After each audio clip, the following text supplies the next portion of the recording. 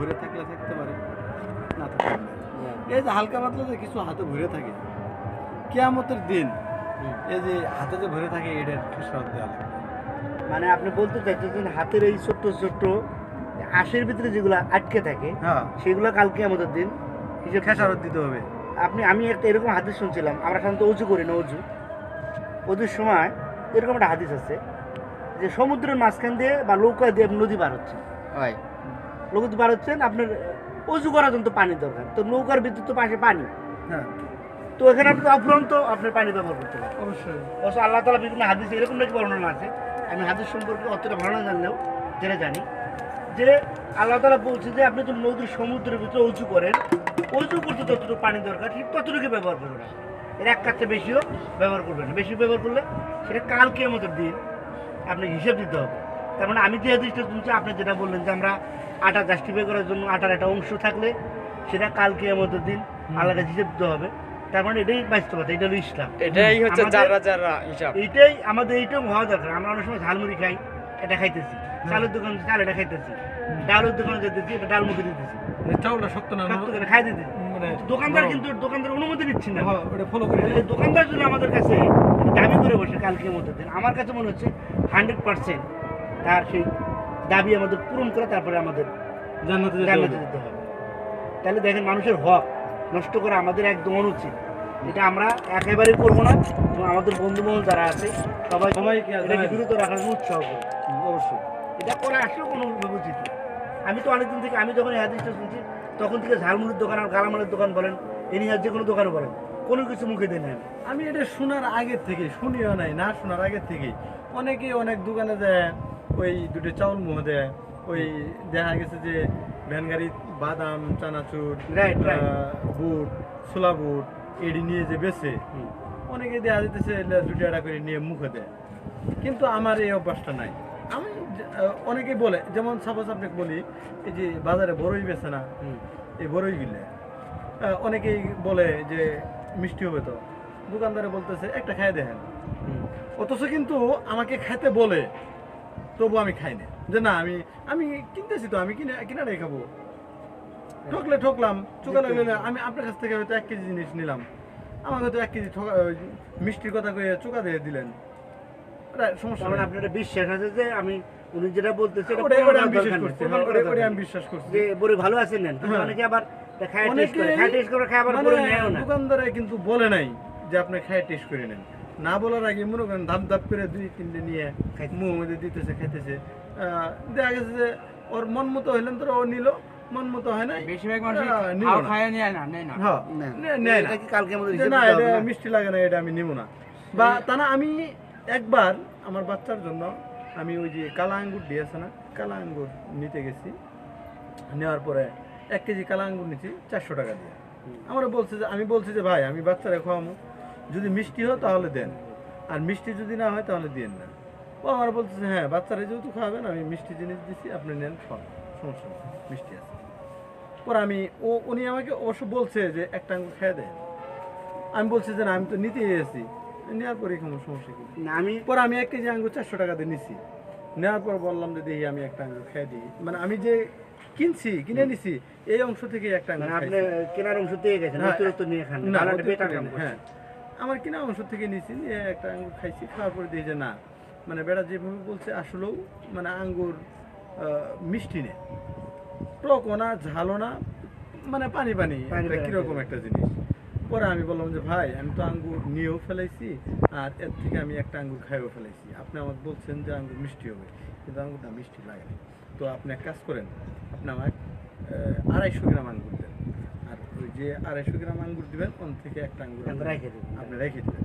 তার কারণ হলো আমি আপনি যেটা কাল খাইছেন। কিয়ামতের দিন আমি আমি আপনার কাছে ঋণী থাকতে চাই না। হ্যাঁ আমি এই হিসেব দিতে যাই না। এটা কি আমাদের প্রত্যেকটা কিন্তু প্রত্যেকটা আসলে মুসলমান আমি- বলতে কি হ্যাঁ। পৃথিবীর সমস্ত মানুষেরই তো সে মুসলিম সে হোক, মুসলিম হোক খ্রিস্টান হোক, খ্রিস্টান হোক, বৌদ্ধ হোক, সবার যে ধর্মেরই হোক, এই ধর্মে তো এই সব ধর্মে তো এরকম কথা বলা আছে, অন্য যে জিনিস ধর্মেই বলা হোক, অবশ্যই। কিন্তু আমি যতটুকু মনে করি যে ধর্মেরই হোক, তাদের বিধানে এরকমই আছে যে কারো হক নষ্ট করে না, কারোটা তুমি অনিয়মভাবে খায় না, নিয়ে না, এরকম আমি মনে করি যে প্রত্যেকটা ধর্মের প্রত্যেকটা বিধানে এরকমই আছে।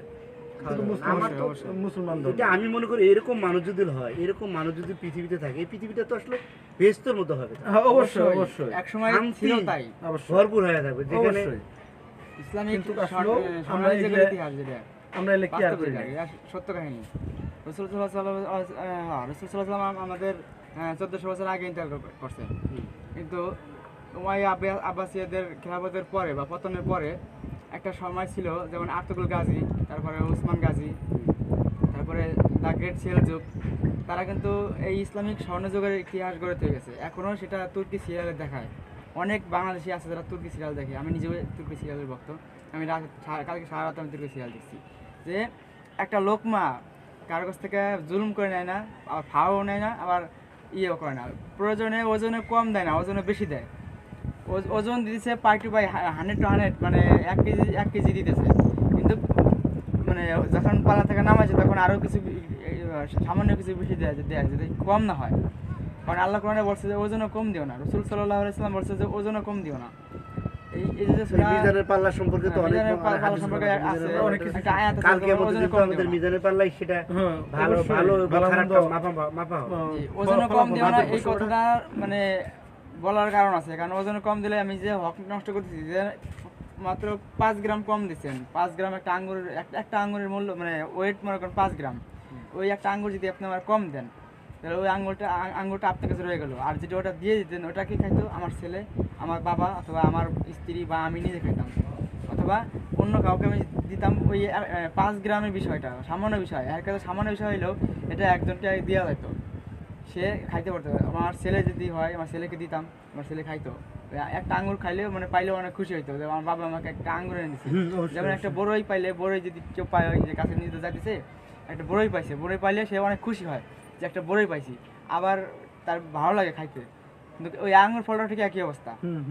তার মানে এক পাইলে- কথায় ওর পিপাসের সময়, হ্যাঁ, মানে এই একটা পিপাসিতার কম দিলাম, সময়। একটা যে আপনি কম দিলেন, সাপোজ একটা কম দিলেন, ওই একটা কম কিন্তু কার হক নষ্ট করলেন? আমার বাবার হক, আমার ছেলের হক, অথবা আমার স্ত্রীর হক। এইটার জন্য আপনার দায় থাকতে হবে। অবশ্যই। এই জন্যই আল্লাহ বলছে ওজন কম দেয় না। ইসলামের ধর্মের ভিতরে, বিশেষ করে মুসলিম ধর্মের ভিতরে, আমাদের পবিত্র কোরআন শরীফের ভিতরে আছে যে ওজনও কম দিও না। তারপরে ন্যায় প্রতিষ্ঠাতা করো, ইনসাফ অনুযায়ী, মানে ইনসাফ করো মানুষের প্রতি দয়া করো। দয়া করে, এই যে আবার যেমন আছে এতিম সূরা অসহায়ের হক। সূরা কাউসার সম্পর্কে আছে যে এতিমের হক মাইরে খাও না। এই এতিম কারা? আমরা সবাই যে হিসেবে এতিম।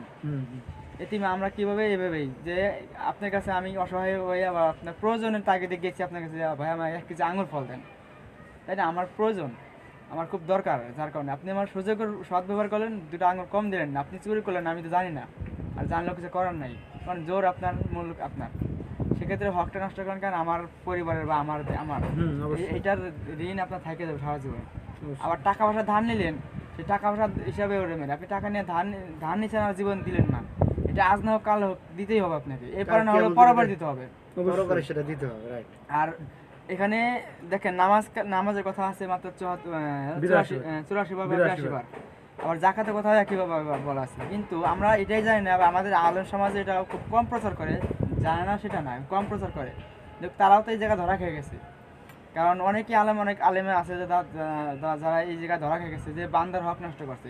আমি আপনি অথবা আমাদের সমাজে যতবার চৌধুরী আলেমগণ আছেন, হুজুরগণ আছেন, তারা কিন্তু বান্দার হক নষ্ট করছে। কীভাবে? তারা নিজেও বুঝতেছে না। এই যে এভাবেই হয়তো টাকা পয়সার বিষয়ে, না হলে খাদ্যদ্রব্যের বিষয়ে, আনালে সময় কোথাও না কোথাও সেটা কোথাও না কোথাও ধরা। মানে এই পুনর্জীবন সম্পর্কে যে একটা কথা আছে কোরআনের ভিতরে, এটা কিভাবে হবে? আপনি সব জায়গায় আপনি পাস, নামাজ কালাম, তারপর হজ জাকাত, সব জায়গায় আপনি পাস করে যাবেন, বান্দার হকের জায়গায় আপনি ধরা খেয়ে যাবেন। কারণ আল্লাহ রাব্বুল আলামিন বান্দার হকের সম্পর্কে 274 বার ঘোষণা করছে যে বান্দার হক নষ্ট করিও না, যার যার হক তাকে বুঝায় দাও, এতিমের হক নষ্ট করিও না। এই সম্পর্কে একটা সূরাও আছে, আর ওয়াইতালাজি কজিবি উদ্দিন ফাজালি কালাজি ইয়াদিউল ইয়াতিম।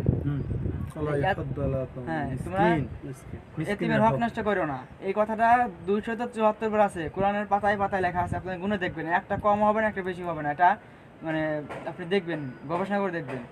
কিন্তু নামাজের কথা আছে 84 বার বা 82 বার, জাকাতের কথা বলা আছে 82 বার, আর অন্য কথাও আছে। আবার 250টা হালাল আছে কোরআন শরীফের ভিতরে, 250টা হারাম আছে উল্লেখযোগ্য। 500টা কোরআনের আয়াত আছে যেগুলো হালাল এবং হারাম সম্পর্কে। আর তার ভিতরে 274টা হচ্ছে আপনার বান্দার হক নষ্ট সম্পর্কে, এতিমের হক সম্পর্কে। তাহলে এগুলো সম্পর্কে আমরা সচেতন হইলে আমাদের দুনিয়াটা একটা জান্নাতে পরিণত হবে। অবশ্যই আমাদের আমাদের মানে আমাদের শুধু আমরা মানে নিজেরা এরকম করবো ইসলামের এবং ইসলামের অন্যকে প্রতি এরকম আমাদের করার তাগিদ দিব। চর্চায় থাকতে হবে। জি, ইসলামের বাইরে যারা চলছে তারাই ধ্বংস আপনি একটা জিনিস তারাই খেয়াল ধ্বংস। করে দেখেন যে নামাজ, রোজা, হজ, জাকাত আর একটা কি কোরবানি, এইটা ইসলামের 5টা স্তম্ভ। হ্যাঁ? নামাজ, রোজা, হজ, জাকাত আর হলো কোরবানি। নামাজ, রোজা, হজ, হজ, জাকাত যাকাত, আর কোরবানি, কালেমা, কালেমা। কালেমা। যাই হোক, এই নামাজ, 5টা রোজা, হজ, যাকাত, কালেমা, কালেমা, এই এই 5টা পাঁচটা স্তম্ভ ইসলামের মূল ভিত্তি। এইখানে 5টার ভিতরে দেখবেন যে 3টায় আপনার টাকা ছাড়া করা যাইতেছে না। কিভাবে? কোরবানি করতে গেলে কোরবানির পশু লাগে, হুম, এটা টাকার টাকাতে দরকার। ক্রয় করতে হয়। হুম। অনেক সময় সবাই কিন্তু নিজস্ব হুম। সে খামারের থেকে বা নিজস্ব পালিত হয়তো যাই পারে না, তার তো টাকা দিয়ে নাই, কিনতে হবে। তা কিনতে হয়। হজ করতে গেলে টাকা দিয়ে হজ, মানে উমরা করতে গেলেও টাকা লাগে, হজ করতে গেলেও টাকা লাগে, দেশের বাইরে গেলেই পাওয়া বাইরে টাকা লাগে। হুম, টাকা দিয়ে। যে দুইটা জাকাতের গেল, ক্ষেত্রেও তাই। দুইটা গেলে কিন্তু টাকা মানে সারা হইতেছে না, না। কোরবানি হইতেছে না, আবার কোরবানি যদি হজও হইতেছে না আর কি। হজও হইতেছে না। আবার আপনি জাকাত দিতে যাচ্ছেন, জাকাত তো কিন্তু ফরজ। আমার হয়তো ভুলে গেছিল প্রথমে যে কুরবানির কথা বলে ফেলছিলাম, ওখানে জাকাত হবে। নামাজ, রোজা, হজ, জাকাত আর হলো কালেমা। কুরবানি বা কালেমা, ঠিক আছে। যাই হোক, এই যে জাকাতটা, এটা কিন্তু আপনার টাকা ছাড়া হইতেছে না। 3টা বিষয় টাকা ছাড়া হচ্ছে না। একটা হচ্ছে যে হজ, আর একটা হচ্ছে জাকাত, আর একটা নামাজ, রোজা, কালেমা। নামাজ, ওটা আপনার টাকা লাগতেছে না, অটোমেটিক আপনি কুরবানি কুরবানি কুরবানি। কুরবানি কিন্তু ওয়াজিব, ফরজের কাছাকাছি, এটা কিন্তু খাটো করে দেখা উচিত না। তাহলে আল্লাহর হুকুম আমাদের অবশ্যই মানতে হবে, নামাজ 5 ওয়াক্ত পড়তে হবে, কুরবানি দিতে হবে। ঠিক আছে, আমরা অনেক আলোচনা করলাম, আমরা এরকম আলোচনা করে পর্যায় করবো ইনশাল্লাহ। আমরা আমাদের এই আর বান্দার এটা হক আমাদের অবশ্যই আলোচনা নষ্ট শেষ করা করলে- যাবে না, কারণ 274 বার আল্লাহ বলছে না, বান্দার হক নষ্ট করো না বা ইতিমের হক নষ্ট করিও না। ইতিম যে হোক সেও কিন্তু বান্দা। আর দ্বিতীয়ত হচ্ছে যে আমরা কারো হক নষ্ট করবো না, কারণ ওজনও কম দেবো না। সূরা আর রহমানের ভিতরে উল্লেখ আছে সম্ভবত যে আপনার ওজন কম দিও না, এটা আমাদের মাথায় রাখতে হবে সবসময়। যেহেতু Hello? ইসলামিক স্বর্ণ যুগে তারা যদি ওজন কম না দিয়ে ন্যায় নীতি প্রতিষ্ঠিত হ্যাঁ। করে সারা পৃথিবী শাসন করতে পারছে 800 বছর, তাহলে আমরা কেন পারবো না? ঠিক আছে, আমরা জাতি ভালো হয়ে গেলে, আমরা ব্যক্তিগতভাবে ভালো হয়ে গেলে পুরো জাতি ভালো জাতি হবে। ভালো হবে। আমার নিজেকে বদলাইতে হবে, তারপর জাতি তাহলে ভালো হবে। আমাদের ধর্মটাকে আরো গ্রহণযোগ্য হবে, আরো বিধর্মী হিন্দু যারা খ্রিস্টান আছে তারা আমাদের ধর্মের প্রতি আকৃষ্ট হবে। এটাই আপনার কাছে আবেদন যে এটা প্রচার করার জন্য। প্রচার করার জন্য, right? আর কথায় বলতে গেলে অবশ্যই হবে, এটা আমাদের মানে শুধরে নিতে হবে আস্তে আস্তে। আর পরবর্তীতে আমরা এ থেকে অনেক সুন্দরভাবে আমরা আলোচনা করবো ইনশাল্লাহ। সে পর্যন্ত এরকম আমরা বিষয় ইসলামে অনেক বিষয় নিয়ে সুন্দর আলোচনা করবো এবং সেটা কবে জাতির দেখছো? সামনে তুলে তুলে ধরবো। ধরবো। আমরা নিজেকে চেঞ্জ করবো এবং আমরা মানুষকে চেঞ্জ করার প্রত্যেকটা চেষ্টা মানুষই করবো। আদমের খলিফা, অর্থাৎ আদমের বংশধর। সেই সূত্রে আমরা আল্লাহর খলিফা, আদম আল্লাহর খলিফা, আদমের বংশধর আল্লাহর খলিফা। যেহেতু আমাদের পিতা, আদি পিতা আদম আলাইহিস সালাম আমাদের উপস্থিতিতে নেই, পর্দা গ্রহণ করছে, সেক্ষেত্রে তাদের বংশধর হিসেবে আমরাই আছি। এই ক্ষেত্রে আমাদেরও এই একই মানে দায়িত্ব আমাদের পালন করে যেতে হবে, পালন করতে হবে, right?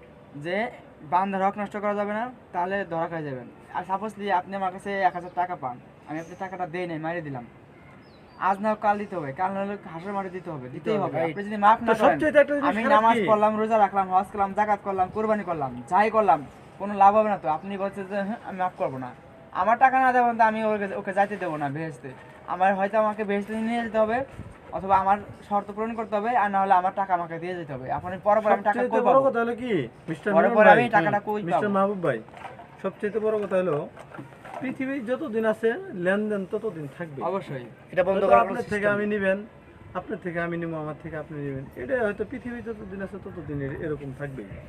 কিন্তু সবচেয়ে দুঃখের বিষয় সেটা হলো যে আপনাকে আমি টাকা হাওলাত দিলাম, ধার দিবেন, অবশ্যই ধার দিলাম, লাভে না সুদে না, ধার দিলাম, ধার। কিন্তু এই ধারের টাকা আপনার কাছ থেকে চাই নিতে হয় কেন? আপনি সুন্দর একটা কথা বলছেন যে আপনার ধারের টাকা চাই নিতে হয় কেন? আমি আপনাকে 1000 টাকা ধার দিছি, এটাতে অবশ্যই আপনার উপকার হয়েছে। অবশ্যই উপকার হয়েছে। মানের লোকে মান সম্মান বাঁচানো, এটা আরো এটা আমি মানবতার খাতিরে হয়তো দান করা যায়, 5 হালাত দেওয়া দিন- সব বেশি। 5 দিন হয়তো আপনার কাছে চাইলাম না, 5 দিন আপনার কাছে চাইলাম না, 6 দিনের দিন বা 10 দিনে চাইলাম না, 10 দিনের দিন, 11 দিনের দিন আমাকে টাকাটা যদি আপনি না দেন, তাহলে তো আমার অবশ্যই চাইতে হবে। অবশ্যই এই যে এই জিনিসটা আপনি কিভাবে দেখছেন যে আপনি উপকার করলাম কইরে আপনার কাছ থেকে আমার টাকা চাই নেওয়া লাগতেছে, পিছনে পিছনে আর ঘোরা লাগছে। ঘোরা লাগতেছে, ফোন দিতে হইতেছে, আপনি ফোন ধরতেছেন না, বা আপনার বাসায় যেতেছি আপনার বাসায় পাইতেছি পাচ্ছি না, না। এটা আপনি কিভাবে দেখতেছেন? এটার মূল কারণ হচ্ছে যে আমার এই বিষয়ে আমার জানা নাই যে ঋণগ্রস্ত থাকলে আমার কি পরিণতি হতে পারে। আল্লাহর হক আমি নষ্ট করলে আল্লাহ আজও কালক মাফ করলে দিলেও দিতে পারে, তার ইচ্ছা। অথবা অন্য বিনিময় করে কান্নাকাটি করে আল্লাহ কাছে মাফ চাইলে আল্লাহ তো নিশ্চয়ই রহিম রহমান গফুর রহিম, তিনি মাফ করে দিলেও দিতে পারেন বা দিবেন আজও কালক যদি তার দয়া হয়, সেটা তার ইচ্ছা। কিন্তু আপনার কাছে তো আমি এভাবে কান দিয়ে কাটে আমি মাপ চাইতে পারতেছি না। আপনি যদি মাপ না করেন, আমার তো ক্ষমতা নাই আপনার কাছ থেকে টাকাটা মানে মাপ করে দাবি ছুটানো। ছুটানোর জন্য। আর আমি তো আমি টাকাটা মারি দিচ্ছি কিভাবে, আমার এই সম্পর্কে জ্ঞান নাই। আসলে আপনার টাকাটা মারি দিলে আমার কি পরিণতি হইতে পারে, যেমন বেইমানি করলে বেইমানি পরিণতি কি, মৃত্যুদণ্ড বা তার শাস্তি যাবজ্জীবন অনেক। আচ্ছা, মানে রাষ্ট্রীয় বিধানে যেভাবে আছে আছে যার যে যার বিধানে শাস্তি যেটা আছে। আছে। আবার জিনা করলে দেখবেন যে তাকে পাথর মেরে হত্যা করে যারা বিবাহিত, আর অবিবাহিত হলে তাদেরকে ডোরা মারা হয় 80 টাকা 100 টাকা যার যে নিয়ম অনুযায়ী। কোমর আমি যে পর্যন্ত আপনার বা কাছ গলা থেকে- পর্যন্ত পুঁতে। আমি যে আপনার কাছ থেকে টাকা নিলাম, আমার কি পরিমাণ শাস্তি হবে, শাস্তির বিধানটা যদি থাকতো তাহলে এই ধরনের কাজ করতে গেলে আমার বুকটা কাঁপতো যে না, আমি আমাকে টাকাটা মারি দিতেছি বা দিচ্ছি না, তাহলে আমার কি পরিণতি হবে। দুনিয়াতে আমাকে না ধরলে পরে পরে আল্লাহ ধরবে, আল্লাহ ধরলে যে এটা দেবে, শাস্তিটা দেবে, এটা আমি কীভাবে সহ্য করবো। এই আল্লাহর ভয় এটা নাই। আর বান্দার হক আসলে আমরা বুঝি না যে মায়ের আমি কি কোন পরিণতি খবর হবে। পাবো?